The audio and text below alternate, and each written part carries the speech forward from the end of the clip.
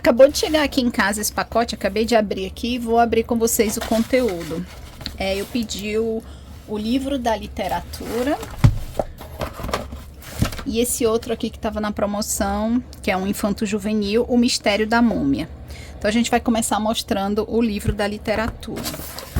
Ele veio bem embaladinho aqui pela Amazon, uma caixa dessas que ajuda a não estragar o livro. Eu comprei esse livro aqui na Amazon, ele estava na promoção essa semana, acho que a promoção se mantém, depois eu falo aí para vocês quanto que custou o livro.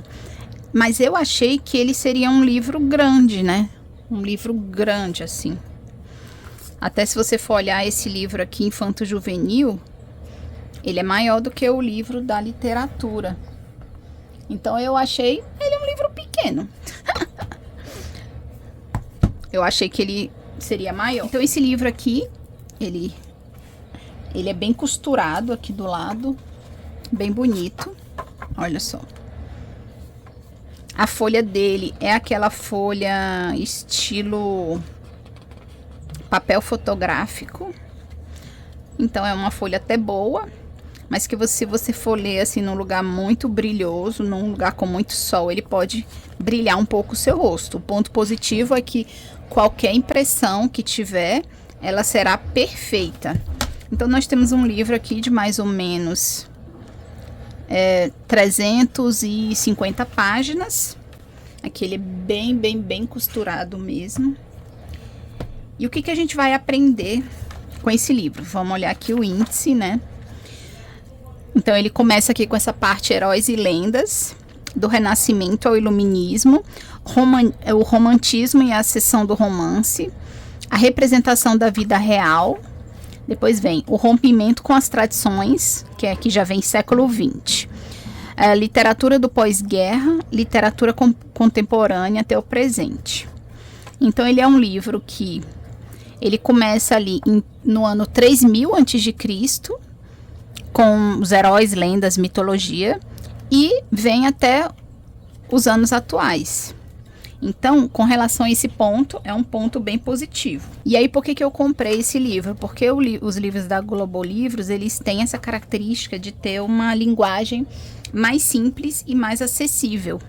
Então, e também aqui, ó, se vocês forem olhar, tem muitas imagens. Então, tudo aqui vai facilitar o nosso entendimento do livro. Então, como ele tem muitos infográficos, ilustrações, os textos têm linguagem bem simples, então foi por isso que eu comprei esse livro. O segundo ponto foi porque eu li o livro Madame Bovary, do Flaubert, e eu vi que aqui tinha uma seção especial para esse livro, que ele é um livro do realismo, tá aqui em representação da vida real, já no finalzinho ali do século XIX, página 158. Então, vamos ver o que ele vai trazer aqui sobre o realismo de Flaubert. Então, temos aqui a representação da vida real. Olha que legal. Nós temos aqui a linha do tempo. Quais foram os livros que foram publicados nesse período? Estamos iniciando aqui com A Miséria, um teórico político alemão, que é o Engels. Ele vai expor a miséria da vida das pessoas comuns causada pela industrialização. Daí depois aqui nós já vamos ter Madame Bovary, de Gustave Flaubert, que faz o contraste entre a vida comum na França provinciana e a visão do mundo romântica da heroína, né? Que é Emma Bovary, a eterna insatisfeita. Então aqui ele coloca aqui: o tédio, aranha silenciosa, tecia sua teia na sombra, em todos os recantos do seu coração. Então, nós temos ali uma passagem de Madame Bovary, do Gustave Flaubert. E aqui na página seguinte, nós vamos aprender sobre tudo. O contexto, como que estava a sociedade na época em que foi escrito Madame Bovary, o realismo, que é a parte da época da literatura em que se insere o Gustave Flaubert, como que era a vida provinciana na época, Rouen, que era a capital da Normandia, onde é um dos cenários onde o Flaubert morou, né? e onde ele retrata nesse livro. Então ele tem aqui bastantes características. Olha só, Rodolphe Boulanger, o primeiro amante da Emma. Então ele é um livro que ele parece assim meio pocket, mas ele é gostoso de ler, gostoso também de você manusear. Aí depois aqui ele já pula, né, para o Brasil. O Guarani, de José de Alencar, depois ele volta para a França. Charles Baudelaire, com o poema, né, As Flores do Mal, o livro de poemas, As Flores do Mal. Então, achei que foi bem legal o preço, né, do livro. Como eu falei, ele é um livro meio pocket, pequeno, mas muito legal. E aqui nesse livro você vai ter bastantes aprendizados. A gente já viu que tem uma linha do tempo, então a gente vai ver ali a história da literatura no mundo e no tempo em cada período, né? Os movimentos literários, como eu contei, o Gustave Flaubert com Madame Bovary, era no período do movimento literário da representação da vida real, que era o realismo. Nós vamos ver o contexto histórico de cada obra. Nós vamos olhar vários autores, se vocês forem lendo aqui, são vários autores brasileiros e estrangeiros que serão retratados aqui nesse livro. A linguagem é fácil, como eu já pude ler aqui, e bastante visual, para você entender cada capítulo. A leitura, como nós vimos, tudo é organizado pela linha do tempo. Então, o que acontece? Ela vai ser uma leitura bem organizada, por épocas. Em determinado momento aqui, você lendo uma parte, ele já vai indicar novos livros para você ver, para você ler. Então vale muito a pena, porque você lê um livro, mas você fala, eu gostei dessa outra época. Então eu vou focar mais nessa época tal e vou ler mais um livro do autor tal. Então, é uma forma também de você pegar indicações de outros livros. Além disso, descobrir novos autores, né? Por exemplo, eu conhecia o Flaubert, mas eu não conhecia o Baudelaire. Então, já vi que eles são ali da mesma época, eles vão ter mais ou menos a mesma pegada, falando sobre a época em que eles estão inseridos. Então, Baudelaire é um livro que eu vou querer ler no futuro. Aqui, ó, Divina Comédia, do Dante, o que tinha na época, né, em que o Dante escreveu a Divina Comédia.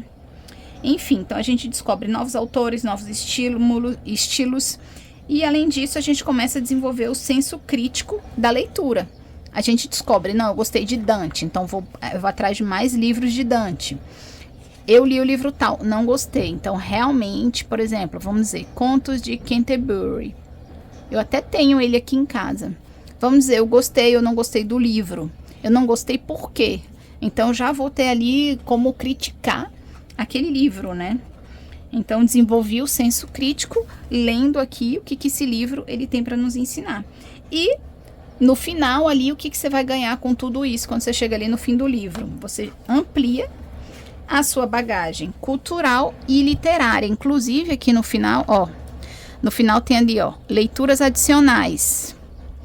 Que eu falei que você pode pegar aqui sua lista para descobrir novos autores, novos estilos. Então tem ali uma leitura adicional e no final tem um glossário, né, de algumas palavras, o que significa algumas coisas. Por exemplo, o naturalismo, o que é uma não ficção. Tem um índice, por exemplo, você tem um livro e você quer muito descobrir sobre esse livro, Jane Austen, Orgulho e Preconceito, páginas 118 e 119. Inclusive, eu li esse livro. Ele é muito, muito, muito bom. Eu tenho que fazer um vídeo para ele aqui no canal. Ó, Jane Austen, a época, quem são os personagens. Inclusive, o pessoal fala de Emma, não gostei de Emma. Aqui já seria o Frankenstein, da Mary Shelley. Enfim, aqui. Então, aqui atrás vai ter um índice que vai nos ajudar muito, muito, muito. E até você procurar novos livros, né? Por exemplo, esses dias eu estava querendo saber alguma coisa de Shakespeare. Aqui na página 88. Opa, aqui na página. Tem uma coisa grudada. Aqui na página 88, nós vamos ter alguma coisa sobre Sonho de uma Noite de Verão. Inclusive, esses dias minha filha leu Sonho de uma Noite de Verão e queria muito entender o Shakespeare. E eu não tinha esses dados. E agora com esse livro aqui eu vou poder falar para ela o que é o Shakespeare, qual que é a época em que ele vivia ali no século XVI, né? Olha só, o homem em seu tempo interpreta muitos papéis. Primeiro fólio, William Shakespeare. Todas as coisas dele, ó. 1623, século XVII. Tá tudo guardadinho, tudo organizado. Outras obras importantes aqui do Shakespeare. Eita, tem uma má impressão aqui. Quais são as comédias, as históricas e as tragédias dele? Então, olha só, tudo que você vai aprender aqui. Quais são os assuntos recorrentes nas peças de Shakespeare? Mulheres disfarçadas, o tolo, uma peça dentro da peça, o sobrenatural, ouvir algo por acaso, identidade equivocada como tema cômico, tempestades e naufrágios. Então aqui você vai aprender muita coisa de Shakespeare, que é um autor que a gente não sabe muito ali da bibliografia dele, né? Então acho que aqui vai ter mais informações que eu ainda desconhecia. Então, eu indico muito esse livro da literatura aqui, se você gosta de ler, gosta de livros clássicos contemporâneos, vai ter muitas dicas. Aqui, esse aqui é a Agência de Detetives Marco e Maia. Ele é uma coleçãozinha de livros, eu vou comprando aos poucos, de acordo com que eles vão baixando de preço. Quando der mais ou menos ali 27, 25 reais, daí eu vou comprando.